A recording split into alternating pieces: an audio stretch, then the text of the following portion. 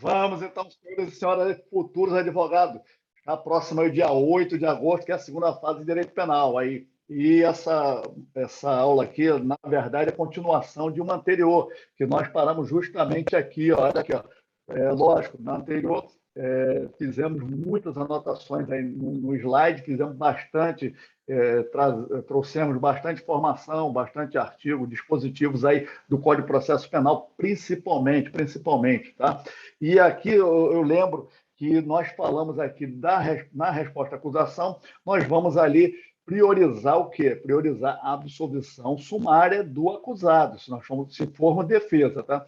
Pede-se a rejeição tardia, a rejeição ali em preliminar, ou alguma nulidade, ou alguma extinção de punibilidade, está tudo ali em preliminar. E no mérito dessa resposta à acusação, nós vamos pedir absolvição sumária. E a absolvição sumária, na resposta à acusação, nós vamos fundamentar ela pelo artigo 397, né, do CPP. Já aqui no final, lá no final, já depois da instrução probatória, em alegações finais por memoriais, nós vamos fundamentar pelo artigo 396, tá? Aí tem os incisos, 396, tem os incisos que vai... 396 não, desculpa, fecha aqui. 386. Tem os incisos ali que vai do 1 ao 7, né? Do 1 ao 7. Aqui vai o inciso do 1 até o inciso 7, que nós podemos fundamentar o pedido de absolvição. Não vai ser absolvição sumária, vai ser absolvição mesmo, se for o caso próprio. E no 397 existem os incisos do 1 ao 4º, inciso 4º, que fala da extinção da punibilidade ali, que é o inciso 4º do 397. Só para darmos essa relembrada rápida. E aqui, o juiz aqui, de primeiro grau, depois de tudo ali, daquela instrução probatória todinha, e apresentado as alegações finais pela acusação e também, logo em seguida, pela defesa, o juiz irá o quê? Irá proferir a sua sentença. E é a partir daí que nós vamos começar agora a nossa aulinha, praticamente. A sentença, em primeiro momento, a pessoa contra a sentença, para atacar a sentença ali, que é previsto ali, nós vamos interpor a apelação. Sim, podemos interpor a apelação, ali previsto no artigo 593, inciso 1 do CPP. Mas temos que observar, logo em seguida, ali a sentença, nós temos que observar se a sentença ela é o cão. Se a sentença for o cão, que é omissa, ela pode ser contraditória, ambígua ou obscura, aí nós vamos atacar com o quê? Diga aí, senhores, lembrem? Atacar com embargos de declaração. Esses embargos de declarações, na doutrina, no dia a dia, no nosso momento aí, como advogado, nós chamamos de embarguinhos, né? Embarguinhos. E ele é previsto lá no artigo 382, artigo 382 do CPP. Dá uma olhadinha lá rapidinho, vá lá e veja lá. Ele tem o quê? O prazo de 2 dias, para opor, aqui o termo é opor embargos de declaração. Quando falarmos em embargos, nós utilizaremos o verbo opor. E os embargos de declaração, eles são folha, ele é uma peça simples, não é peça dupla, conforme nós vimos os recursos aí, recurso de apelação, nós vamos ver recurso de apelação aí, falar um pouquinho sobre ele. É uma peça simples, ou seja, começa com o endereçamento ali endereçado ao juiz de direito que proferiu aquela sentença, e aí nós vamos tentar mostrar para ele que a sentença ela pode estar obscura, pode estar contraditória ou ambígua, e ele vai dar o seu fundamento ali desse sentido aí. Nós vamos fazer o fundamento básico ali, a peça, o endereçamento, faz a qualificação e bota bem em letras garrafais, opor embargos de declaração. em relação à sentença que foi proferida em folha tal, e aí abre o item da fundamentação fática, né, e jurídica, dizendo o que você quer atacar ali, a obscuridade ou o contraditório ali que está. A sentença ele fala alguma coisa e fundamenta em outro dispositivo, não pode. E depois você faz o pedido ali, tá bom? Relação a isso aí. E faz o fecho. É peça simples, é uma peça simples, não é peça dúplice, tá? Ela não sobe, apenas devolutiva, ela volta para o juiz ali, tá bom? Então, seguindo aqui, aí sim, a sentença é condenatória ou absolutória, nós podemos o quê? Atacar a sentença sim, pela apelação. E aí vem realmente 5 dias para apelar, né? Aqui, se for apelar, 5 dias, né? E aqui nós temos a fundamentação 593, inciso 1 do Código de Processo Penal, tá bom? 593, inciso 1 do Código de Processo Penal. E aí, vamos supor aqui que o Ministério Público, a sentença foi absolutória, foi favorável nós, defesa. Nós estamos trabalhando como defesa. Podemos trabalhar também como assistente de acusação? Sim, podemos, tá? Vai dizer a Fundação Getúlio Vargas, a barra OAB, vai dizer na hora ali qual é o seu cliente. O seu cliente está sendo acusado e você vai defendê-lo. E nessa apelação, ela é feita em peça dúplice, é feita a interposição, endereçada ao juiz ali de primeiro grau, que é o juiz que proferiu a sentença, e depois ele encaminha as razões para o Tribunal de Justiça correspondente. Rio Grande do Norte, por exemplo, Natal, está tramitando o processo aqui em Natal, o juiz da comarca de Natal proferiu a sentença absolutória. O Ministério Público, não satisfeito, vai e interpõe a apelação no prazo de 5 dias e manda as razões lá, pede que envie razões para o Tribunal de Justiça do Rio Grande do Norte. É o caso aqui. Agora vem questão de prazo. As razões elas são encaminhadas num prazo de 8 dias, conforme o artigo 600 lá do CPP. Aí que vem a charadinha para vocês na hora da prova. A data que os senhores colocarem na peça de interposição, ali os 5 dias, nós já falamos na aula anterior sobre o prazo, como que é contado, esse prazo de 5 dias é também colocado na peça lá nas razões, no espaço das razões na peça. Não vão colocar, não deixe para colocar 8 dias, não. Coloque os 5 dias.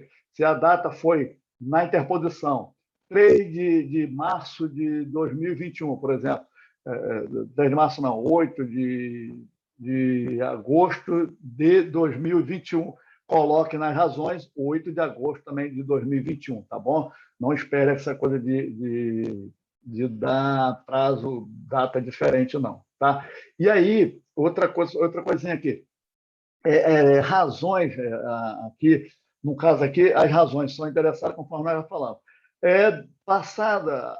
Dada as razões pelo Ministério Público, no caso aqui que nós estamos falando, você, como defesa, irá contrarrazoar, irá apresentar chamadas contrarrazões, no prazo de 8 dias, conforme nós estamos falando aqui. As contrarrazões elas vão no prazo de 8 dias, conforme o artigo 600 do Código de Processo Penal. Observe lá o artigo 600 do Código de Processo Penal.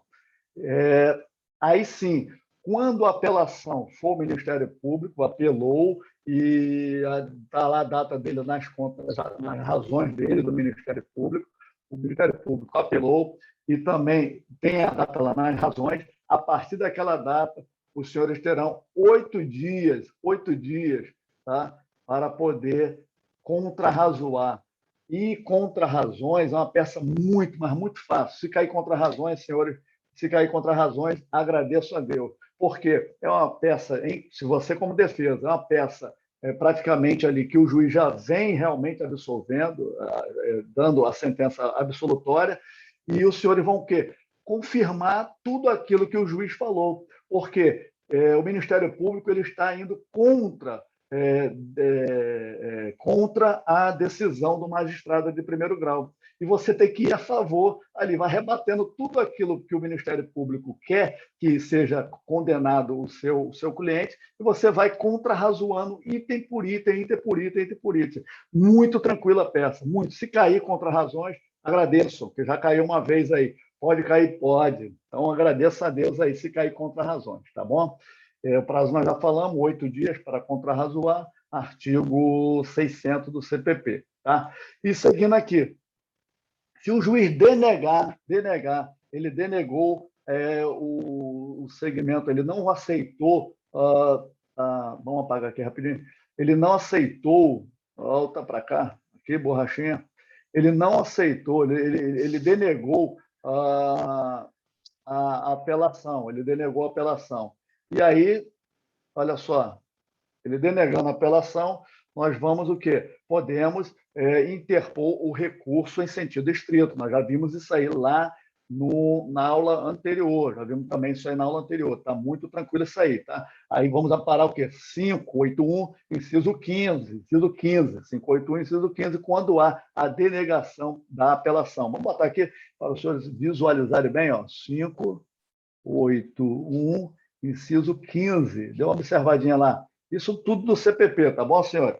E aí também nós já falamos, já comentamos aqui, que o juiz desse recurso em sentido estrito, ele poderá o quê? Denegar também, ele fala, não aceito esse recurso, não tem a admissibilidade, ou então pode obstar o segmento desse recurso lá para o Tribunal de Justiça. Tá? Lembrando que o recurso em sentido estrito, você também faz a peça de interposição e as razões encaminhadas ao juízo ad quem, que nós chamamos, juiz lá do Tribunal de Justiça, né? O juízes, né? Lá são desembargadores. E aí você também vai o quê? Emitir a carta testemunhável. Nós já falamos sobre carta testemunhável, artigo 639, inciso 1, quando há denegação, e o inciso 2, quando há a obstrução, né, do segmento desse recurso. E lembrando que aqui também nós vamos pedir o quê? O juízo de retratação, porque o juízo de retratação, previsto no artigo 589 do CPP, está dentro lá do recurso em sentido estrito. Então, nós podemos pedir o juízo de retratação aqui, quando formos pedir a extração da carta testemunhável, que é pedido ali ao escrivão ou ao chefe de secretaria, tá bom? Seguindo aqui, aí apelou, houve a apelação, e dessa apelação foi favorável ou não a defesa, e é prolatado o quê? Um acórdão, senhores, é prolatado um acórdão. Aí que vem aí outros dispositivos aí. Prolatado o acórdão também, a pessoa fala, prolatou o acórdão, os desembargadores lá, no mínimo 3, né, dependendo da configuração do Tribunal de Justiça, o acórdão é prolatado e também pode ser o quê? O acórdão também pode ser o cão, pode também ser o cão. Contra acórdão vai caber apelação? Não. Vamos ver aí, passo a passo. Contra o acórdão nós podemos o quê? Emitir também ali, interpor os chamados embargos de declaração. Embargo de declaração, o amparo é o 382 aqui? Não, o 382 é quando a sentença for o cão, pelo juízo de primeiro grau. Se for já em Tribunal de Justiça ou TRF, né, às vezes está ali tramitando um processo pela Justiça Federal, aí será pelo artigo 619, vamos ver se é isso, isso mesmo, 619. Pelo artigo 619, nós vamos interpor o chamado embargo de declaração. Pode também ser o cão, omissa, o acórdão pode ser omisso, contraditório, ambíguo ou obscuro. E aí, pelo 619, nós vamos o quê? Interpor os embargos, né, de declaração, pelo 619 CPP.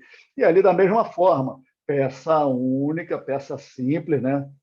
A folha simples, e é o que? Encaminhada ali ao presidente do tribunal respectivo. Tá? Tranquilidade aí, os senhores já estão dominando bem isso aí. Tá?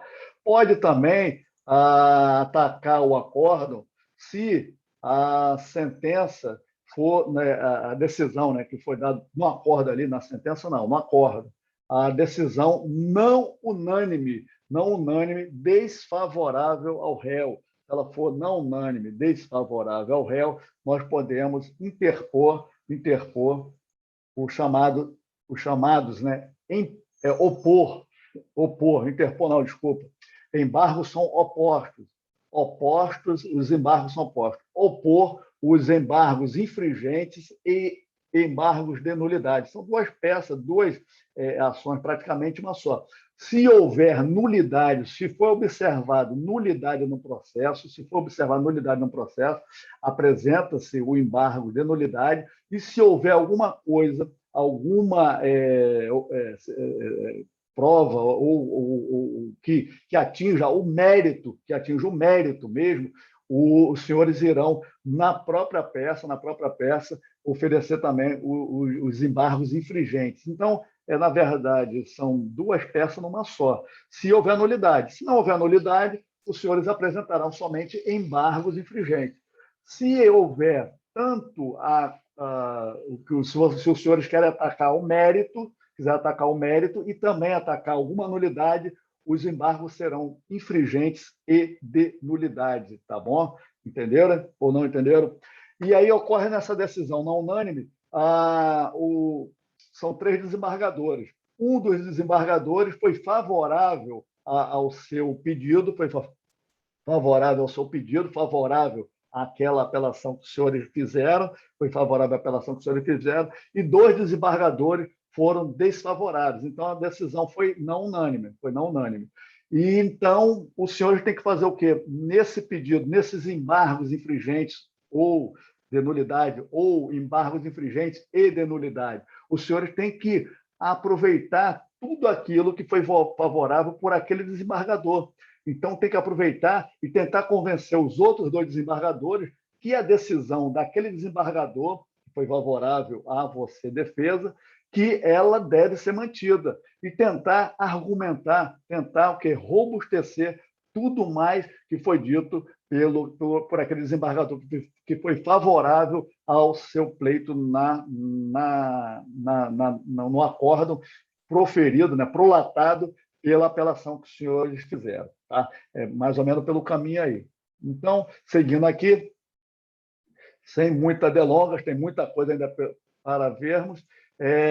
E desse acordo aí nós temos que já vim trabalhando muito o chamado pré-questionamento.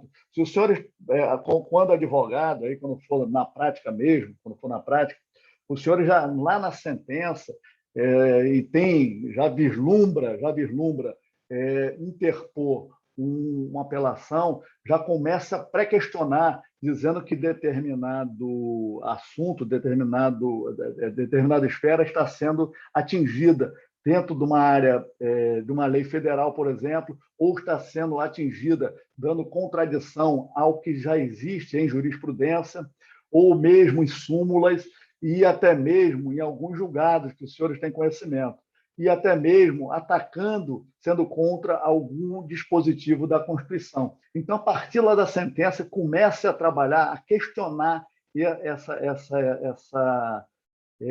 essa situação que nós estamos falando, comece a questionar tudo isso, e também, no acordo, questione novamente, porque isso aí vai servir muito lá na frente, quando os senhores for recorrer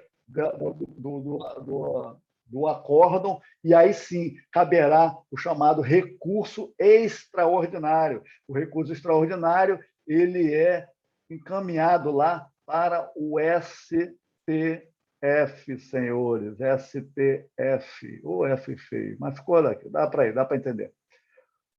Para o STF. E aí sim que vem aquilo que nós já falamos.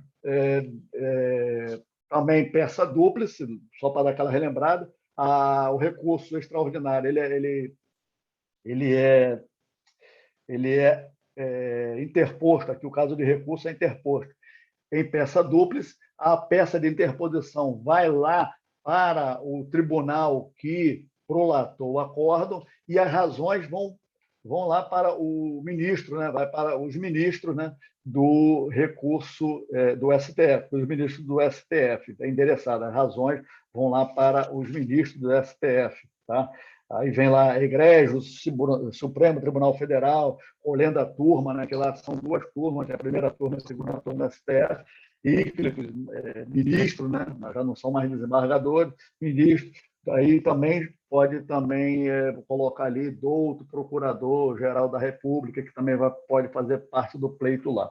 E aí que vem o que nós falamos daqueles questionamentos que nós fizemos, tanto na sentença em primeiro grau, e como também num acórdão. E aí, para que o STF ele admita esse seu recurso extraordinário, deve haver o pré-questionamento, Isso tudo lá, o amparo do recurso extraordinário está lá no artigo 102, né? Está no artigo 102, inciso 3, e tem as alíneas correspondentes daquilo que nós vamos atacar, da Constituição Federal. Tá? E esse pré-questionamento, existe dois dispositivos. Existe um dispositivo que tem que ser questionado pelo artigo 1035 do Código de Processo Civil. Pegue o Código de Processo Civil lá, dá uma paradinha, dá uma pausinha. Código de Processo Civil 1035, do Código de Processo Civil, do novo Código de Processo Civil de 2015, que lá fala sobre o chamado pré-questionamento, que o STF não receberá o recurso, não admitirá o recurso se não houver os pré-questionamentos aí. E aí também nós temos que dizer que aquilo que foi atacado, que estamos atacando, ou que está contra aquilo que nós já estamos já pré-questionando, já questionando, deve ser de repercussão geral, a decisão de repercussão geral, porque houve um afronto a uma lei federal, no caso do STF, um afronto a algum dispositivo constitucional ou alguma súmula realizada ali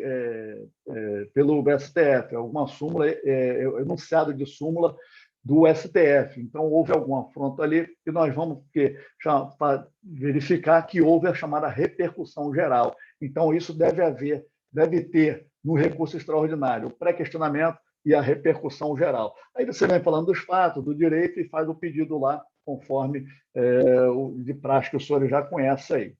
E aí, o acórdão prolatado não é matéria lá que nós iremos atacar de cunho constitucional, de cunho, às vezes, de alguma lei federal. E aí nós vamos atacar com recurso especial, que o recurso especial, da mesma forma que nós fizemos lá para o STF, vamos fazer para o STJ, tá bom, senhores? E aqui também quase a mesma coisa, um pouquinho parecido, né? Quase a mesma coisa, é um pouquinho parecido, sendo que aqui não precisa necessariamente do pré-questionamento. Aliás, precisa do pré-questionamento, mas não da repercussão geral. Há a necessidade do pré-questionamento, mas não da repercussão geral, tá bom? E já falando de pré-questionamento, que já tem que ser questionado isso lá durante a sentença, quando for da apelação, questionado também durante alguns embargos infringentes que nós vamos interpor, não, opor, embargos são opostos, opor algum embargo infringente e por aí vai, tá bom, senhores? E aqui, seguindo, não parou não acaba não, é muita informação, senhores, muita coisa.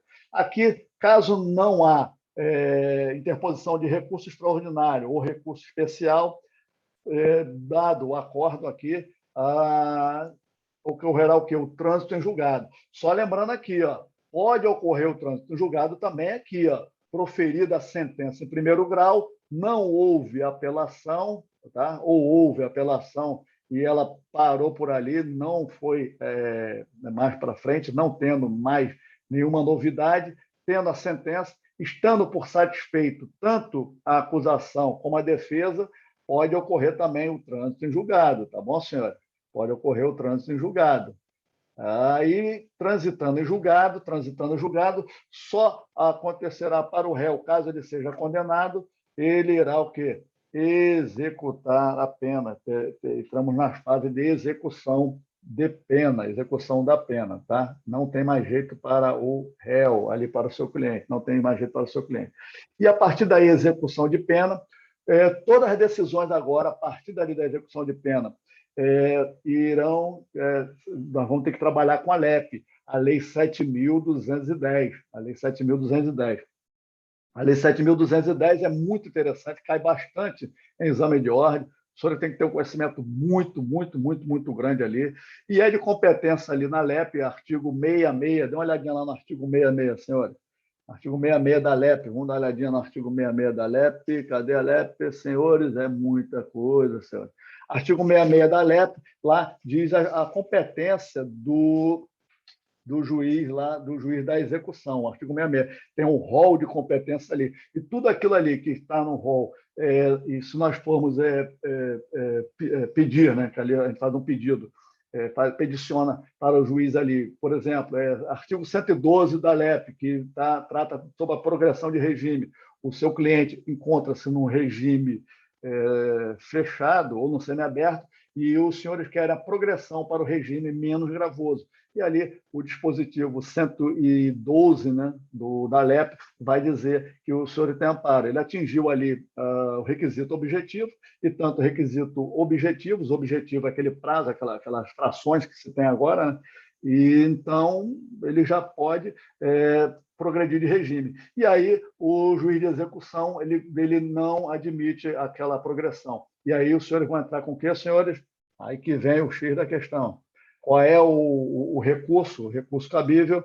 O recurso cabível, senhores, é o agravo. Agravo em execução. Agravo da execução. O agravo ele é previsto lá no artigo 197, né? 197, da onde? Da LEP. 197 da LEP, da Lei de Execução Penal, que é a Lei 7.210, a Lei 7.210 de 84, tá? Houve algumas modificações aí da LEP pelo pacote anticrime, muito interessante, o artigo 112, nós temos uma aula que nós falamos bem aprofundado aí do artigo 112, tá? E trabalhamos bastante o artigo 112 aí. Então, no artigo 197, vamos dar uma lida rápida no artigo 197, diz que das decisões proferidas pelo juiz, né, do juiz de execução, caberá recurso de agravo, sem efeito suspensivo. Aí vamos parar aqui rapidinho. Sem efeito suspensivo. Então, caberá agravo. O termo lá é agravo. Na hora da prova, o senhor pode colocar somente lá, interpondo, né? Interpor agravo. O agravo ele vai seguir o mesmo rito. Não existe um rito. Quando foi publicada a LEP, né? A Lei de Execução Penal, não existia, a lei pecou um pouquinho para não dar o rito do agravo. Então, tudo que for referente ao recurso em sentido estrito, os senhores irão trazer para dentro do agravo, ou seja, aquele juízo de retratação que se tem lá no recurso em sentido estrito, ali pelo 589, né? 589 do Código de Processo Penal. Ali tem um juízo de retratação. E os senhores também irão colocar na LEP também, ali, quando fizer o recurso. Também interposição para o juiz de execução e as razões ali para o Tribunal de Justiça correspondente ali, tá bom? Então, a correspondente. Aqui ele fala que não é recebida num efeito suspensivo. Praticamente os recursos eles não são recebidos num efeito suspensivo. Eles são recebidos, é comum aos recursos o efeito devolutivo, né? E no caso aqui, nós estamos chamando também o efeito regressivo, que é aquele que pode, que é o chamado juízo de retratação, ali previsto no artigo 589, que nós estamos falando do CPP. Então, essa regra, porém, há uma exceção aqui em questão do efeito suspensivo. Pode cair também na prova do senhor. A regra é que o recurso de agravo, assim como os recursos em regra, né, eles são recebidos sem o efeito suspensivo, né? A regra é essa, tá? Mas há uma exceçãozinha aqui na própria LEP a respeito de ser recebido no efeito devolutivo, no efeito devolutivo. Essa regra é apresentada ali como exceção no artigo 179 da LEP. Vamos dar uma olhadinha. Transitada em julgado a sentença, o juiz expedirá ordem para desinternação ou a liberação. Tá? Esse é o caso o preso, né? O preso. Ele foi ali, a sentença foi dada ali com uma sentença de internação ali, que é aquela chamada a condenação, né, imprópria, né, lá previsto lá no artigo, começa lá observar o artigo 26, o inimputável, né, por algum problema mental e tal. Então, ele irá cumprir uma sentença imprópria, ele não ficará mesmo encarcerado. Mas há também a sentença condenatória para ele ali, né, aquela sentença condenatória. Então, ocorrendo esse caso aqui que nós falamos, que a competência é do juiz de execução, ali previsto no artigo 66, inciso 5, a linha F, dê uma olhadinha lá, que é de competência do juiz de execução. Então, se a ordem para desinternação pressupõe o trânsito em julgado, logo entende-se, né, que o recurso contra essa decisão tem o efeito suspensivo. Tá bom? Tem um efeito suspensivo. Então, é uma exceção à regra que o agravo ele é recebido sem o efeito suspensivo, conforme diz lá no finalzinho do artigo 197, que ele é recebido sem o efeito suspensivo. A exceção é o caso do artigo 179 da própria LEP. Tá? E aí, volta para lá. Não acabou não, senhor. O agravo, conforme nós vimos, já que ele segue o mesmo rito do recurso em sentido estrito, ele tem 5 dias para ser interposto, 5 dias para ser interposto. Tá? Corrobora com isso, esses 5 dias, a súmula 700 do STF. Dê uma olhadinha lá. Isso tudo os senhores têm que colocar lá na fundamentação. Acabou? Não acabou, senhores. Tem mais coisa. E aqui, olha só, foi transitado em julgado, transitou em julgado, a pessoa está cumprindo pena lá, não tem problema, ela está cumprindo pena? Está cumprindo pena, não tem mais para onde correr, tá bom? Mas tem sim, assim, ainda uma chancezinha aí para aquele que está cumprindo pena de nós fazermos a chamada revisão criminal, Tá? A revisão criminal não é um recurso, senhores, tá?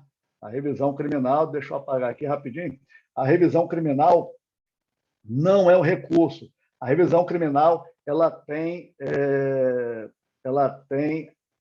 volta para cá, ela tem como natureza jurídica uma ação autônoma de impugnação, assim como o habeas corpus e assim como o mandado de segurança. Elas são consideradas como natureza jurídica ação autônoma de impugnação, ou seja, ela não é um recurso, ela não é uma peça que os senhores têm que apresentar como a resposta à acusação, como as alegações finais pormemoriais, ela não é uma peça assim nesse sentido. Ela tem uma ação autônoma de impugnação. Isso pode cair na prova dos senhores. Então, revisão criminal, mandado de segurança e habeas corpus. Aí o senhor pergunta, mas o senhor não falou até agora sobre habeas corpus. Pode cair habeas corpus? Pode cair, mas não é peça privativa dele, de advogado. E a Fundação Getúlio Vargas ela coloca lá no finalzinho, confeccione a peça privativa de advogado. Advogado, tá bom? Advogado. Então, os senhores têm que verificar essa questão aí. A revisão criminal, ela vai verificar aqui, rapidamente aqui. Tem um pressuposto que deve haver o trânsito em julgado, tá? Deve haver o trânsito em julgado, para que os senhores possam realizar a chamada revisão criminal, deve haver o trânsito no julgado, e a revisão criminal está previsto lá a partir do artigo 621. 621. Aí o camarada tem prazo para